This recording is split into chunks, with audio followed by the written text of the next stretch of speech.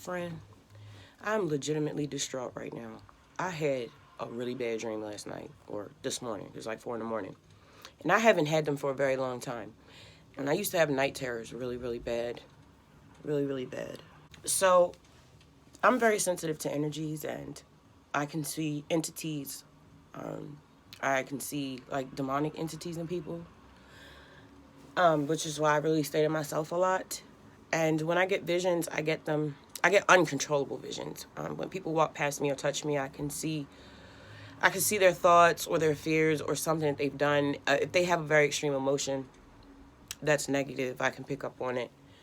And I also get dreams, prophetic dreams. I get dreams about stuff before they happen, and I get visions of my past life.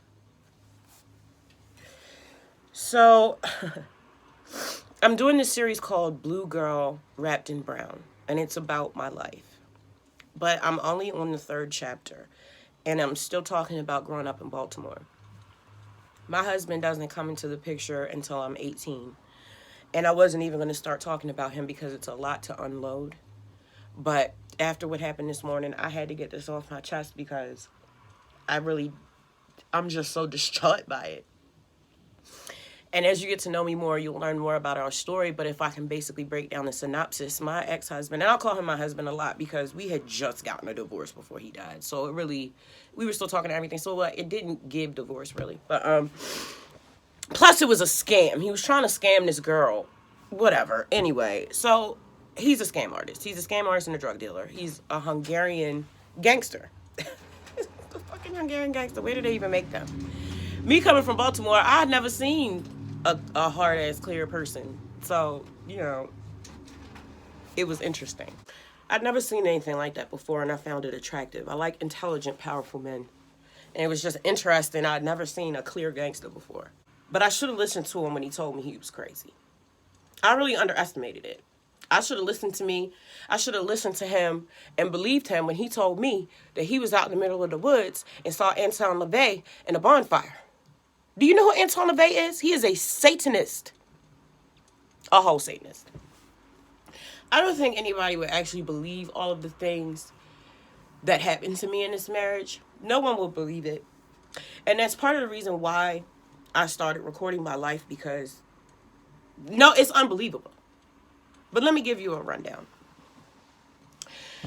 I didn't find out until my husband died that he was a part of some sort of coven of basically witches. A lot of them run the government in my town. A lot of them are drug dealers. Some of them are police, judges, stuff like that. He used to sell to them. And they sacrifice people. They run drugs. And he was a part of all of that. And he had several bodies. And he was haunted by those things. You don't just catch bodies and don't get haunted by them.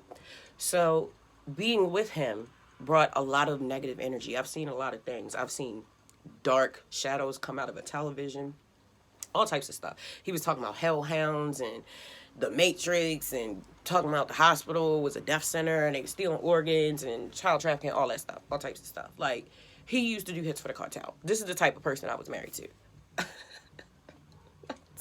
And I'm just a housewife, having kids and cleaning like it's a game. And it's really not. And there's so much stuff going on around me that's been going on for a long time. And it's just crazy. It's crazy. Do you know what it's like to live in a town full of people that know you, but you don't know them? And they're all connected in a very sick, demonic way. And then you're wrapped up in it. You and your kids are wrapped up in it because of who you married. It had a lot to do with DSS taking my kids. We've been under investigation for a very long time, because they couldn't pin any of their bodies on him, and then he was dealing, but they could never catch him. And so they tried to manipulate the situation through us, like, oh, well, we'll take your kids and all this other stuff. He didn't care. He just cares about money. Either way, that's the history of that. But I've said that I don't want to get into another relationship. Like, I was married to him for 20 years. We had 6 kids. I've been with him since I was 17, 18. So, like, I'm not I'm not in a space where I could ever get that close to someone again or want to put so much time into it. Like, we were building a family. It wasn't like, oh, we're girlfriend and boyfriend. Like, the day after we met, he moved in. We got married 6 months later. We had a baby. Like, you know, we met and never separated. So it was like, that was my world. There was no divorce. There was none of that. So it's like, my brain is not there. I don't know how to do that. I'm not wired to just be with a bunch of people. Like, we have 6 whole children. Like, 20 years, that's a lifetime. What are you talking about? And my daughter's like, blah, blah, blah. You should, like, get back out there. Girl, what? No, ain't nothing out there for me. What are you talking about? Don't nobody want nothing that's walking around up out of there. Nobody walking around here healed. As a collective, we need to heal. This is not relationship time. This ain't cuffing season. There's too many demons running around here. That ain't cute. Look at your daddy. Finally, after it coming up in my tarot so much and them having dreams and stuff, I was like, maybe I might be open once y'all are older. Maybe when I'm like 80 years old, maybe I'll be open to allowing someone to court me, maybe. So I go to sleep that night, and then I have this nightmare, a ghost, that's his name, running up on me and calling me a whore. He called me a whore and stabbed me in my hands. Now, I've been having problems. I have bilateral carpal tunnel. I had surgery on this hand. Those are my scars. And when the weather is not good, sometimes my hands hurt. Now, the past week, my hands have been pretty bad. I've been having to do a lot of exercises to make them feel better, and they were feeling really bad yesterday, but he stabbed me in my hands. He stabbed me in my hands in my dream. And I didn't know that this was a dream. Like, I didn't know I was dreaming. And I woke up and my hands hurt so bad, and I didn't know what was going on. And it's like, this man is stalking me from the astral realm, which, by the way, that's how we met. He was stalking me.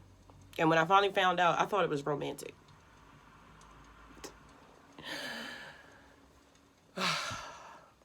Women ain't safe here. Well, I don't feel any better. But maybe this will help someone, and that'll make it worth it. But right now, I'm struggling, and I'm confused. Having to sort out all of these signs and all of these messages. And that's how it happens. Like, I'll get all these, what they call downloads of new information, and then I have to take all this time alone to process it. And it's very draining. It's very draining. But what does feel good is to finally talk about this stuff, because my family talks about spirituality openly. And everybody in my family is spiritually gifted, so this has always been the way that we spoke. But this is the first time that we've ever spoken publicly about these things, because it's time to do that now. And basically, I just do what Spirit guides me to do. You know, I put everything before God first. And it's not great to have to sit up here and say these things and get attacked by complete strangers, but it makes it all worth it for when someone is like, oh my gosh, you get it. Somebody understands I'm not the only one. And that makes it worth it to me. I love you. Peace.